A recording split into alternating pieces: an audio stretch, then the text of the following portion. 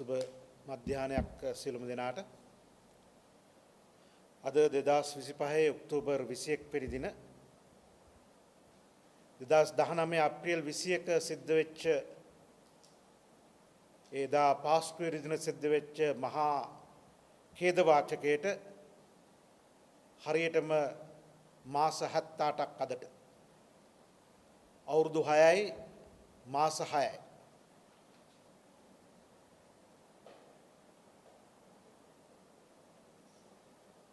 අපි මේ කාලේ පුරාවටම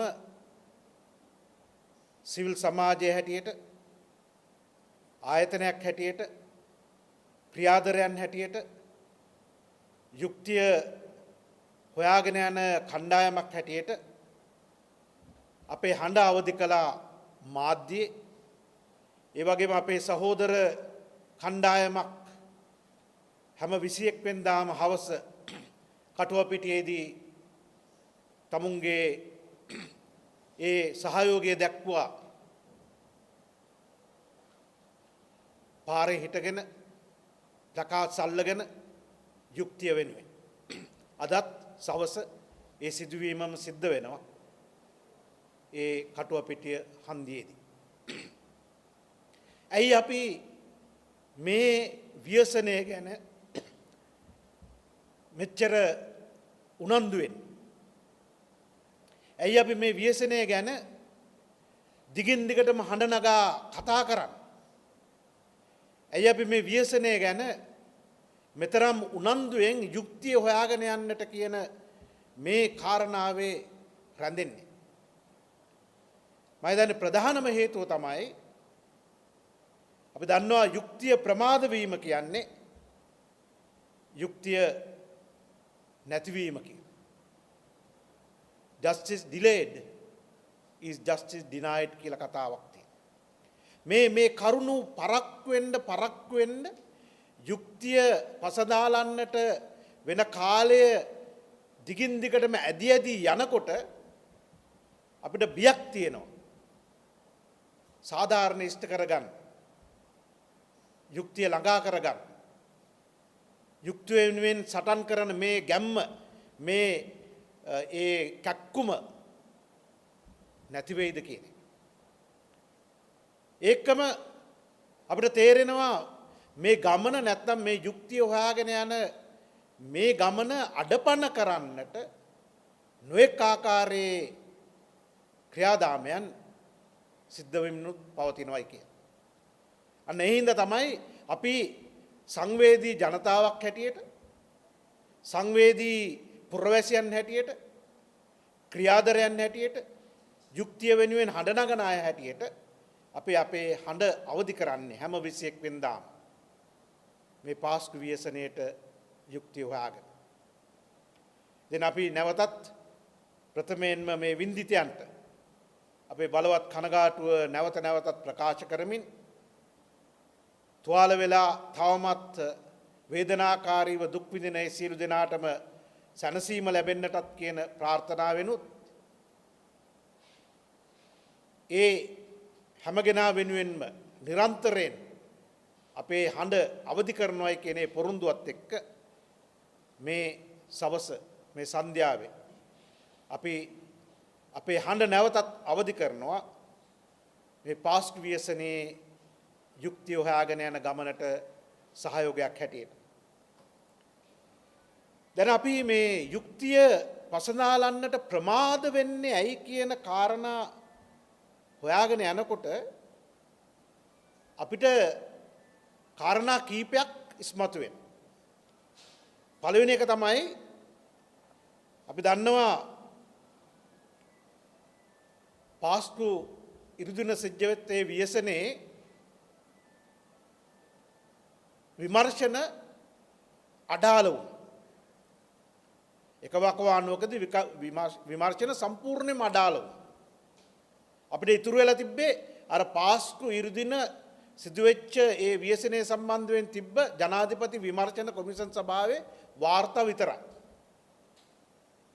මම හිතන්නේ ඒ වාර්තාත් අපි දිගින් දිගටම පැමිණුණු ජනාධිපතිතුමාට තුමාලට වර්තමානයේ ඉන්න ජනාධිපතිතුමාටත් පැහැදිලිවම කිව්වා කරුණාකර ඒව ජනගත කරලා දෙන්න.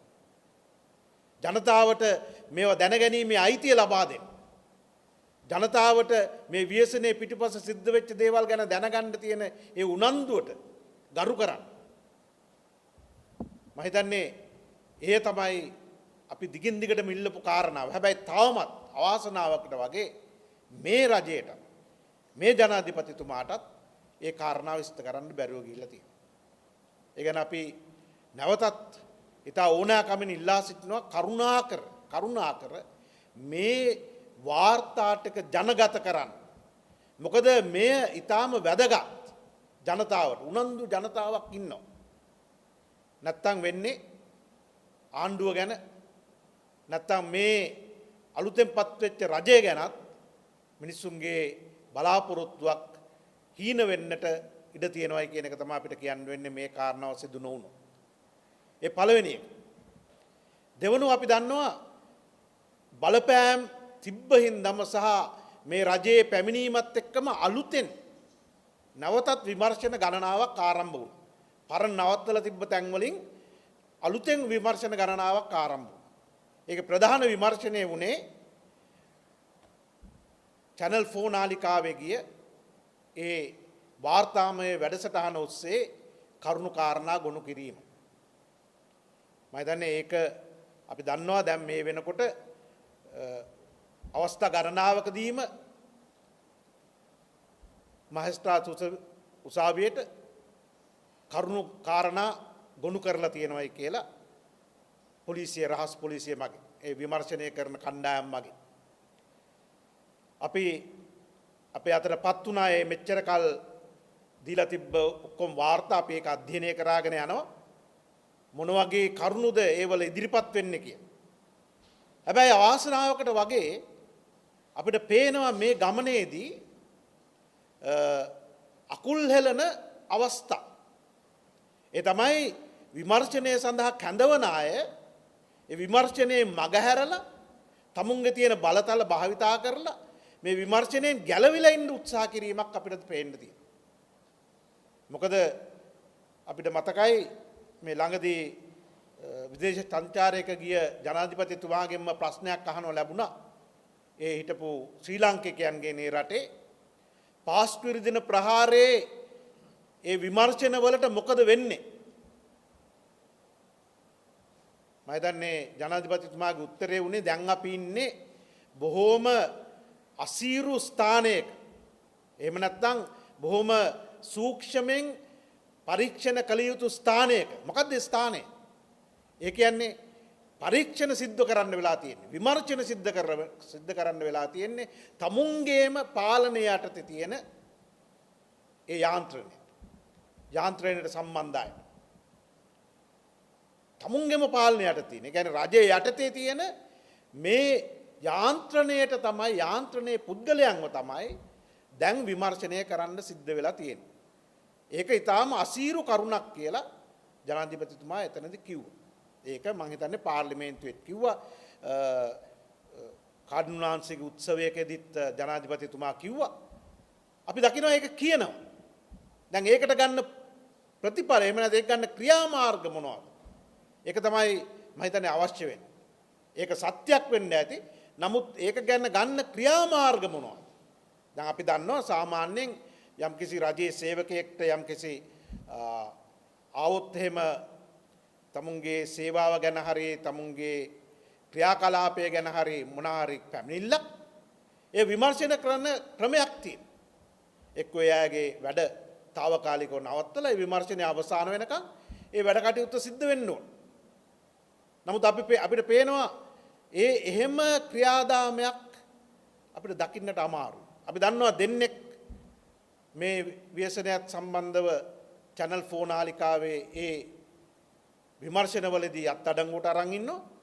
නමුත් තුන්වෙනියව ගන්න ගියාම අපි දන්නවා දැන් එය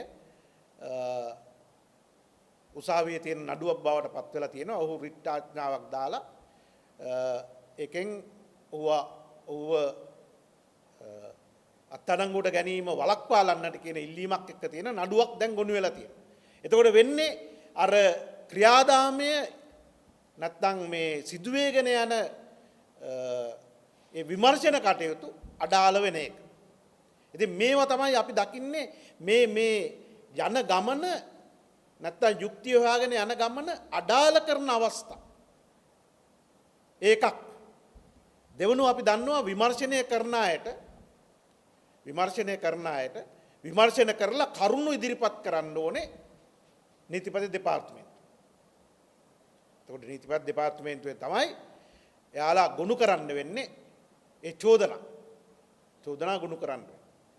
එතකොට මේ ක්‍රියාදාමය කොතරම් දුරට සක්‍රියව සිද්ධ වෙනවද කියන එක අපි දිගින් දිගට අහපු ප්‍රශ්නයක්. මේ සඳහා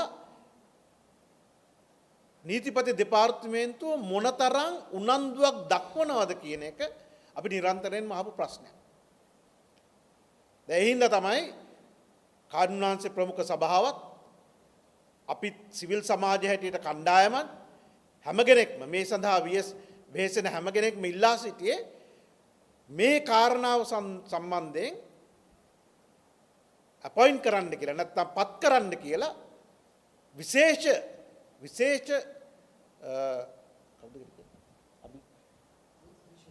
අභිචෝදක කෙනෙක් ස්පෙෂල් ප්‍රොසිකියුටර් කෙනෙක්. දැන් මේක ගැන සාකච්ඡා දිගින් දිගටම තිබ්බා. දැන් අපි බලාගෙන ඉන්නවා මේක කොහොමද වෙන්න යන්නේ කියලා. මොකද අපිට තේරෙනවා දැන් තියෙන වාතාවරණයත් එක්ක නොඑක ආකාරයේ වැටලීම් සිද්ධ වෙනවා. භයානක වැටලීම් සිද්ධ වෙනවා. කුඩු සම්බන්ධයෙන් එහෙම නැත්නම් මේ තියෙනා වූ අපරාධ සම්බන්ධයෙන්. එතකොට මේ හැම කෙනෙකුටම වැඩ කරන් ඉන්නේ එයාලගේ ඒ චෝදනා ගුණ කරන්න නැත්නම් චෝදනා ටික පළගස්වන්න ඉන්නේ මේ නීතිපති දෙපාර්තමේන්තුවේම කණ්ඩායම. එතකොට දැන් මේ අවශ්‍ය කරන මේ වැඩේට උතරම් දුරට එයාලට අවකාශය තියෙයිද කියන එකයි අපේ ප්‍රශ්නේ. මේකට ප්‍රමුඛතාවය දීලා මේ වැඩේ කරන්නේ. ඒ හින්දා තමයි මේ විශේෂ අභිචෝදක කාර්යාලයක් නැත්නම් අභිචෝදක ඒ පුද්ගලයෙක්ව පත් කරන්න කියන යෝජනාව දිගින් දිගටම ගෙනාවා. ඉතින් ඒක තවමත් අපේ ඉල්ලීමක් බවට විතරයි පත් වෙලා තියෙන්නේ. සභාවේ ඉල්ලීමක් බවට විතරයි පත් වෙලා තියෙන්නේ. කාර්යුනාංශගේ ඉල්ලීමක් බවට විතරයි පත් වෙලා තියෙන්නේ. මේක කවදා ඉෂ්ට වෙයිද කියන එක ගැන තමයි අපි උනන්දුවෙන් බලන් ඉන්නේ. ඒ හින්දා තමයි අපි කියන්නේ මේ කාරණාව පරක් වෙන තරමට මේ කාරණාව සිදු වෙන්නට කාලය ගන්න තරමට අපිට හිතා ගන්න පුළුවන් තව කොච්චර කාලයක් යයිද කියලා. මේ නඩු විභාගවලට අපි චෝදනා ගොනු කරලා මේ නඩු විභාග අපි බලාපොරොත්තු වෙන ඉලක්කය කරා අරගෙන යන්නට ලැබෙන්නේ කියන එක. තුන්වෙනි අපි ඉතා උනාකමින් මතක් කරන්න කැමති දැන් මේ රජයෙන් ගොනු කරපු චෝදනා 23000 ගාණක් ගොනු කරලා 25 දෙනෙකුට විරුද්ධව ගොනු කරලා ආරම්භ කරපු ප්‍රධාන කියන නඩුව මේ වෙනකොට විමර්ශනය වෙනවා. ත්‍රිපුද්ගල විනිසුරු කමිටුවක් මගින්. දැන් හැබැයි අවාසනාවකට පහුගිය වාර දෙක තුනේම ඒ ඉන්න විනිසුරුවන්ව ඒ අය දැන් එක්ක ප්‍රොමෝෂන් ලැබිලා එහෙම නැත්නම් ඒ අය මාරු වෙලා ඒ විනිසුරුවලු නැහැ. දැන් ගිය වෙලාවේ අපේ නීතිඥ මහතුරු අපිට දැනුම් දුන්නා විනිසුරුවෝ නැහැ. එයාලව අපොයින්ට් කරන්න කියලා ඉල්ලීමක් කරලා තියෙනවා. තාම අපොයින්ට් කරලා නැහැ. එතකොට දැන් මේ නඩු පරක් වෙනවයි කියන එක අහන්න දෙයක් නැහැ. මේ නඩු පරක් වෙනවයි කියන එක අහන්න දෙයක් නැහැ. එතකොට කොහෙද මේ තියෙන්නේ මේකට තියෙන උනන්දුව මෙහෙම මැලි වෙලා යන්නේ ඇයි? මේකට තියෙන උනන්දුව නිකන් මේ දියාරු කරන්න හදන්නේ ඇයි? මේක තමයි අපි දිගින් දිගටම අහන්න තියෙන ප්‍රශ්නේ. ඒකම අපි ඉතා උනාකමින් කියන්න කැමති තව විමර්ශනය වෙලා අවසාන නැති කරුණු කාරණා ගණනාවක් තියෙනවා. ඒව ඔක්කොම විමර්ශනය වුණොත් විතරයි අපිට විශ්වාස කරන්න පුළුවන් වෙන්නේ අපි අර බලාපොරොත්තු වන මේ ව්‍යසනයේ පිටිපස්සේ හිටපු ඒ මහා මොලකරුවන් නීතිය හමුවට රැගෙන එන්නට පුළුවන් වෙන්නේ. ඒකේ එක කාරණාවක්. කාරණා දෙකක් නැත්නම් තුනක් නැවතත් අපි මතක් කරන්න කැමති. අපි මේක ගිය සැරේත් 21 වෙනිදාට මතක් කළා. මෙදා සැරේත් මතක් කරන්න අපි කැමතියි. මොකද මේ ඊටාම වැදගත් හින්දා. ඒ තමයි දෙහිවල ට්‍රොපිකලින් ලැබුම්හලේ බෝම්බේ පිපිරීමෙන් මරණයටපත් වූ අබ්දුල් ලතීෆ් මොහමඩ් සම්බන්ධ කාරණා. එහෙම නැත්නම් ජමිල් සම්බන්ධව කාරණා. ජමිල් තමයි බෝම්බේ පුපුරව ගන්න ආවේ ටාජ් සමුද්‍රයකේ. ඔහු එතනින් නැගිටලා යනවා. ඊට පස්සේ ඒ වුණ ක්‍රියාදාමයේ සම්බන්ධයෙන්ම මොකද වුනේ කියලා තාම විමර්ශනය කරලා ඉවර නැහැ. ඒක ඊටම වැදගත්. මොකද ඔහුට එනවා ටෙලිෆෝන් කෝල් එකක්. එතනින් තමයි ඔහු පිටත් වෙන්නේ. කවුද ඒක දුන්නේ? මොකක් සඳහාද ඒක දුන්නේ? ඊට පස්සේ වුණ ක්‍රියාදාමයේ මොකද්ද? ඔහුගේ නිවසට යනවා ඊට පස්සේ. බුද්ධ්‍යංශ වලින්. මේවා කොහොමද සම්බන්ධ වෙන්නේ? ඒ ක්‍රියාදාමය තාම පැහැදිලිව අවසන් කරලා නැහැ. එම නිසා අපි තා ඕනෑකමින් කියනවා මේ ජමිල් සම්බන්ධයෙන් තිබ්බ ඒ කරුණු කාරණා ගැන විමර්ශනය වහාම ඉක්මන් කරන්න. ඒක ඊටාම වැදගත් කියලා අපි විශ්වාස කරනවා. දෙවනුව සහරාන් සමග සම්බන්ධ වෙලා හිටපු අබුහින් කියන පුද්ගලයා කවුද? අපිට කියන ඔහු තමයි දිගින් දිගටම සහරාන් එක්ක සම්බන්ධ වුණේ. ඔහු තමයි දිගින් දිගටම සහරාන්ගේ මේ වැඩපිළිවෙලට අනුබල දක්වන්න ඇත්තේ කියලා. ඔහු දිගින් දිගටම සහරාන් එක්ක කතා කළා නම් දුරකථනය ඔස්සේ. ඒ කවුද? ඒ කවුද? මම හිතන්නේ ඒ තරත්තාව සොයා ගැනීමත් ඉතාම වැදගත් වෙනවා. මේ හැමතැනම එකතු වෙලා තියෙන කරුණු ගොනු කරාගෙන මේ මහා මොලකරුවන්ව කවුද කියලා හඳුනා ගන්නට. ඉතින් අපි නැවතත් ඉතා ඕනෑකමින් මතක් කරනවා මේ විමර්ශන කණ්ඩායම් වලට කරුණාකර ඒ අබුහින් කවුද කියන දේ සමාජගත කරන්න, හඳුනා ගන්න, විමර්ශනය කරන්න. මොකද ඒ ඊටාම වැදගත් මේ යුක්තිය හොයාගෙන යන ගමනට. තුන්වෙනුව අපි දන්නවා සහරා ජස්මින් මරුණයි කියලා කිව්වා කල්මුනේ සයින්ද මරුදේ තිබ්බ ඒ බෝම්බ පිපිරීම වලින්. ඇය ජීවත් වෙලා නෑ මරුණයි කියලා තුන්වෙනි සැරේට DNA ටෙස්ට් එකක් කළා. හැබැයි අද වෙනකොට ඇය තාම ජීවතුන් අතර ඉන්නවයි කියන උපකල්පනය යනවා. ඒ තුන්වෙනි DNA ටෙස්ට් එක කරලා කොහොම හරි ඔප්පු කරන්න හැදුවත් අයගේ කටු එතන තිබ්බයි කියලා ඒක සාර්ථක නැත්නම් එහෙම නැත්නම් ඒක ඇත්ත කතාවක් නෙමෙයි කියන කරුණු ගැන ඉදිරිපත් උනායි කියලා අපිට ආරංචි. ඉතින් අපි විශ්වාස කරනවා සහරා ජස්මින්ට මොකද වුනේ? අය ජීවිතුන් අතර ඉන්නවද තාම? අපි දන්නවනේ ඊයේ පෙරේදා අපිට හම්බුනේ මේ ලංකාව ඇතුලේ ලොකු ව්‍යසනයකට සම්බන්ධ වෙච්ච කෙනෙක් ලංකාවෙන් පැනලා ගිහිල්ලා නේ අල්ලගෙන අපි දන්නේ ඒ වගේ සහරාන් ජස්මිනුත් පැනලා ගිහිල්ලාද පැන්නුවද අපි ආරංචි වෙන්නේ පැන්නුවයි කියලා මේ දැන් හිටපු කෙනා නේ පැන්නුවා නම් කවුද ඒකට උපකාර කරලා තියෙන්නේ කවුද තැනැත්තියව අරන් ගිහිල්ලා ආරක්ෂා කරගෙන ඉන්නේ එහෙම ඉන්නවා නම් ඇයි කියන කාරණාව ඉතාම වැදගත් හෙළිදරව් කරා ගන්න. මොකද ඇය තුලින් කරුණු කාරණා ගොඩාක් ඔප්පු කරා ගන්න පුළුවන් වෙයි මේ ව්‍යසනය පිටුපස හිටපු සැලසුම හදපු මහා මොලකරුවන් කවුද කියලා. ඒ තමයි තුන්වෙනි කාරණාව අපි ඉතා ඕනෑකමින් මතක් කරන්න කැමති. හතරවෙනි අපි ඉතා ඕනෑකමින් මතක් කරන්නට කැමති මේ ව්‍යසනය සම්බන්ධව ඊටාම භයානක එහෙම නැත්නම් ඊටාම ඇඟ මොනවාද කියන්නේ මේ අපිව වෙවුලවන එලිදරව්වක් සිද්ධ වුණේ channel 4 නාලිකාව හරහා. ඒකෙන් තමයි කියවුනේ අසාද් මෞලානා කියන ඒ පුද්ගලයා හරහා කියවුනේ මේ ව්‍යසනයට සහයෝගය ශ්‍රී ලංකාවේ බුද්ධ්‍යංශ විසින් ලබා දුන්නයි කියන.